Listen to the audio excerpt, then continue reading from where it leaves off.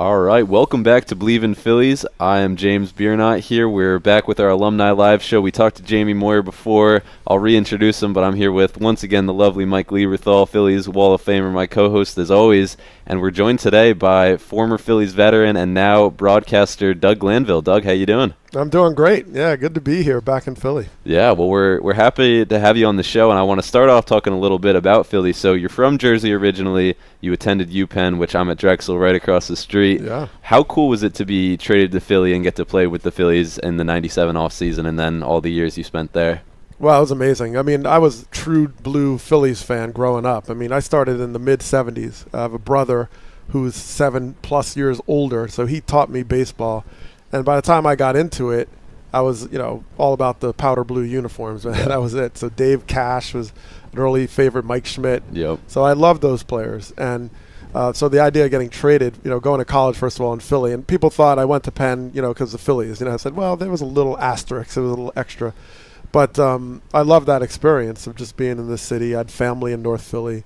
And just to be able to play in the organization that you loved as a kid. So getting traded was amazing, especially given it was a starting job opportunity. So that was, as much as the Cubs were great to me, I wasn't really necessarily an everyday player.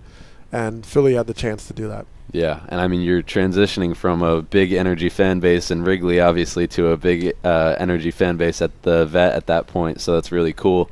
And I want to ask for you and Mike, you guys were teammates for a lot of years, 98 to 02, and then 2004, I believe.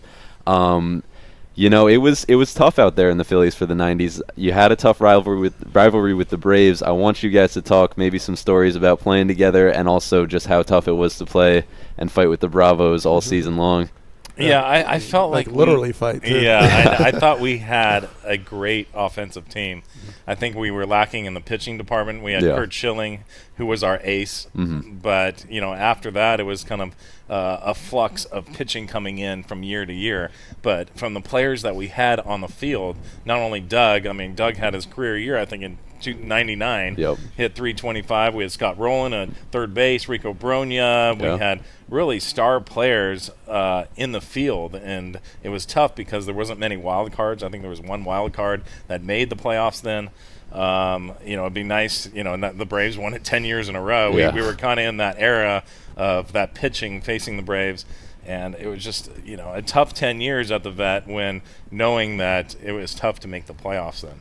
Yeah, I don't know if it was a rivalry, really. I was just staring at the back of Chipper Jones's jersey all the time. I mean, we were close on certain years. Yeah.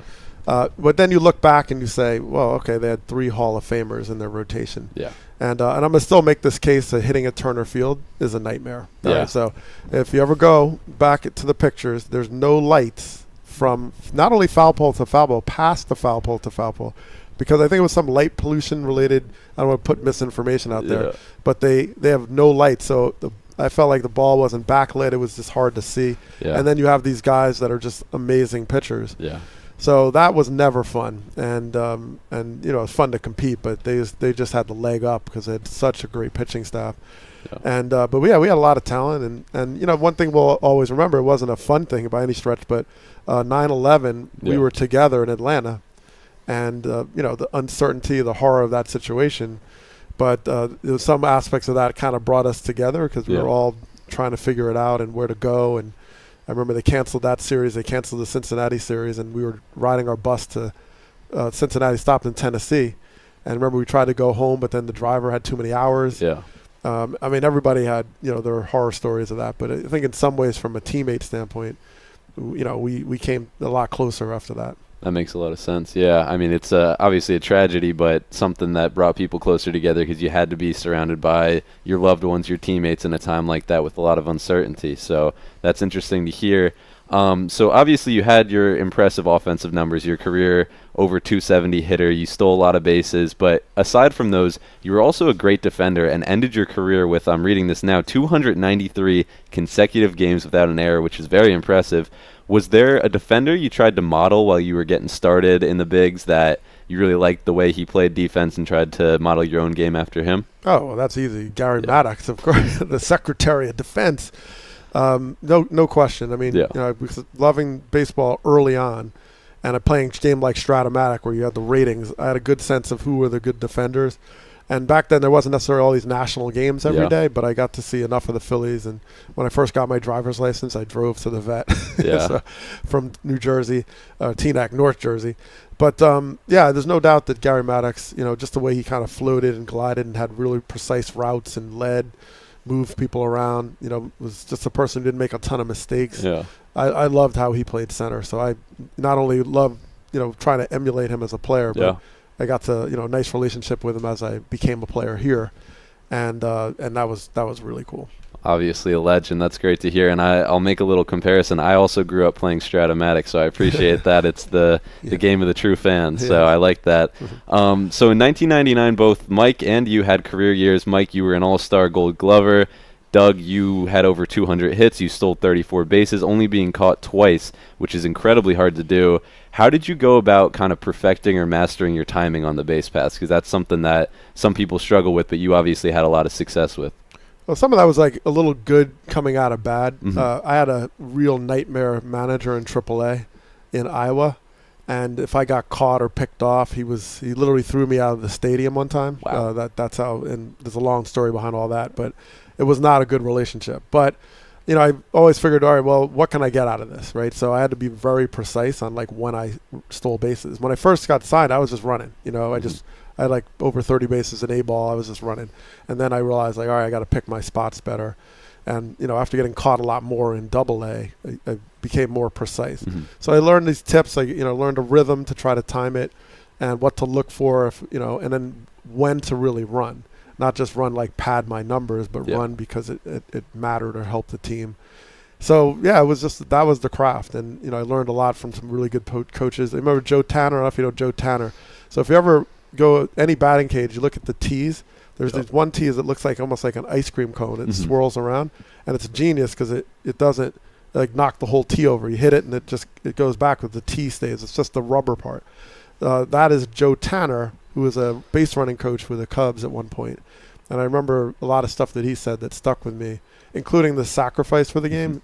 He said, you got to give up the best years of your life to play this game. Yeah. And everybody's like, well, that's weird because what else would you be wanting to do? But then you realize, looking back, and we relate to this really well, you miss weddings, you miss funerals, you miss birthday parties, you miss the first time your child walks, or, there's just a lot of stuff that comes with it. And then it kind of made sense. So that if you're going to miss those, then you got to take your craft seriously because what you are missing. Yeah. Think about it today with the new rules. Pitchers can only throw over twice. Guys are getting huge jumps. Guys they can't throw over 5 times. No. And Trey Turner had 34 straight bases. I think it was 34. And then he was picked off on a first and third situation and ruined his streak because he was picked off at third, and it was just it was sad to see. But his guys are really stealing at a high rate of success. Yeah. And one of those, by the way, caught stealing, I don't know if you remember this. It was actually a day game. I think it was Saturday, but it wasn't aired. It was like a non-television, one of the rare. So I didn't know if there was even evidence of this. But Francona came out and argued. So I had a streak going during that 34 game, and I slid into second, and the guy caught it, popped up, didn't even bother tagging me. And then he later just put his tag on me. Yeah. So I was like, I was as safe as you humanly could be. And they called me out. And the umpire, so Francona walks out because he wasn't even. He said, "I know you realize you missed this call, so I just want to understand." Yeah. He's like, "Yeah, I kind of fell asleep. I thought it was a force play." So they called the ball beat me when he caught it. Yeah. And I had like 17 in a row or whatever, and that was it. So, umpires are human too, so it's fine. But I just think that's how fragile it can be. So if you got a streak going, it's now with the instant replays and they have the gloves that extend another 6 inches. Right. Did he come off by 1 micrometer? If I was catching now, how upset I would be on the instant replays. Yeah. Yeah, so it's different. It's different. But yeah, that's it's good to see the game back with running. I missed that because it was so neutralized for a while. Exactly, and it's such a part of like the small ball, which is maybe lost a little bit in today's MLB. So it's good to see it coming back with the less times you can throw over, larger bases, so a smaller path to run. So it definitely makes the game more exciting. And I want to ask for someone who now covers the game and watches the game, is there a base runner you really appreciate that maybe doesn't get the same coverage that you think he deserves? Yeah, think about that. I mean, there's a lot of guys that I just appreciate. Mookie Betts is a good example. Ellie De La Cruz. Yeah, like, who's really good is Francisco Lindor. De La Cruz is fun too. I know. Yes. I mean, these guys, like, I watch for guys that go first to third, push it, first to home. They push the envelope. They can steal. Freddie Freeman's a really good base runner, by the way, too. He is, yeah. So it's not about speed, really. It's just about the fact that, people can read really well, know where the outfielders are playing, know when to take that extra angle. I love that. One thing that's weird I see Trey Turner do, by the way, and a lot of guys, is they're on first, they're the trail runner, and they angle towards second, almost like a track position. And it's always weird to me, like, they're not really taking the secondary. They're kind of almost like facing the base.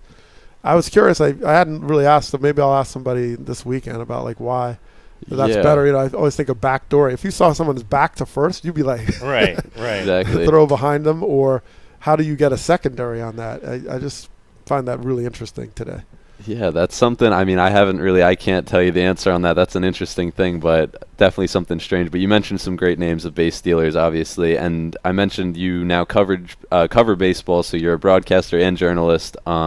And so since you've transitioned into the journalism field, has there been an article that you've written that's really stuck with you the most based on your enjoyment writing it, or the interesting things you learned writing it, or maybe the impact it had?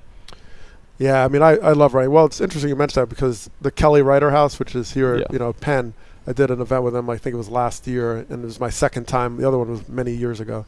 And so you have to pick out some of your favorites. I mean, I love tackling some of the intersection between sport and social change. Mm-hmm. I think that's always fascinating. I taught a course at UConn and Yale and Penn different years, so I've enjoyed that concept. I mean, I think one that stood out was kind of interesting. It relates to Philly with Sam Fuld, who's the GM. The new GM, yeah. And Sam was, his nickname. Do you remember his nickname? It was Super Sam. Super right? Sam. So he was a great defender, and he'd fly through the air. He was reckless with his body. He was really amazing out there.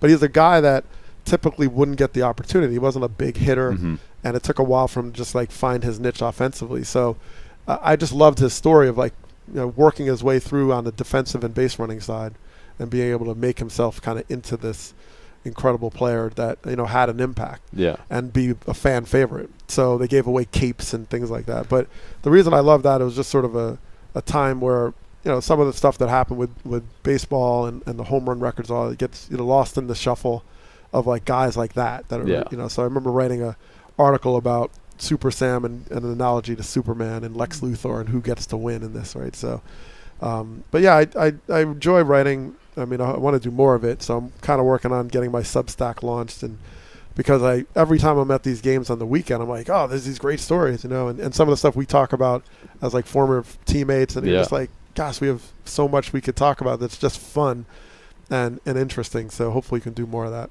Yeah, being around all the alumni yesterday and getting to hear some of those stories, I know what you mean. And to be able to bring those stories to light, especially when it comes to guys who are so beloved like Sam Fuld, he was a legend in Oakland, and finding that niche player and being able to bring him up through journalism and really highlight what he does that might get overlooked a little bit is a very honorable thing, and I can appreciate that from your journalism career. But from Mike and I, that's all we had for you, Doug. It's been a real pleasure having you on the show. Yeah, great to be here. Good to see you, Mike. Thanks for coming by, I haven't Dougie. seen you much of late. I know you were on we'll my be talking podcast. later. Yeah.